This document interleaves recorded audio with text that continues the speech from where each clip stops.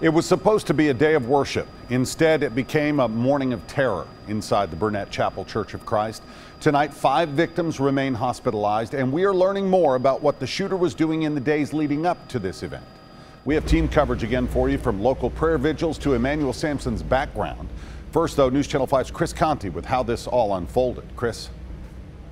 And Rory, so many people are still struggling to comprehend this. How could someone walk into a church with a gun and begin firing indiscriminately? Investigators have finished up their work out here, but it will be some time before this church can reopen their doors.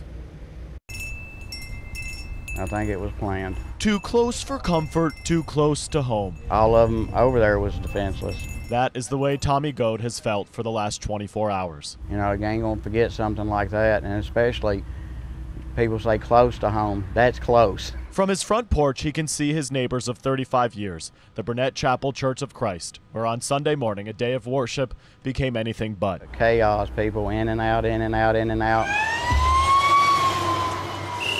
It was 11:15. Church was letting out as Emmanuel Sampson pulled in. The first person he saw was 39-year-old Melanie Smith. The mother of 2 was shot once. She died in the parking lot. And not even know that it was going to happen, and worshiping God. Sampson's rampage was only just starting. He then walked into the front door, gun in hand. Some of the elderly parishioners were still sitting in pews. Others were standing in the lobby as Sampson began firing. The 25-year-old shot 5 people, all over the age of 60. More people likely would have been injured or killed if it hadn't been for the actions of Caleb Engel.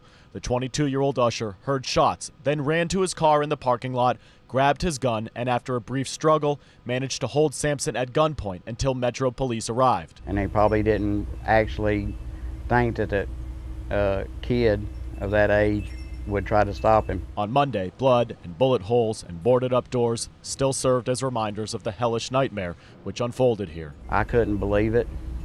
I could not believe it, especially somebody targeting a church. I couldn't believe it. Too close for comfort, too close to home. And they're all just super nice people. From Metro Police a short time ago, we learned that Emmanuel Sampson had multiple guns on him when he was found inside the church. He also had several rounds of ammunition strapped to his chest.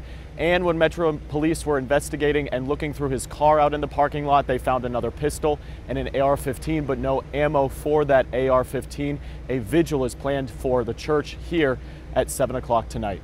We are live in Antioch this evening. Chris Conti, News Channel 5.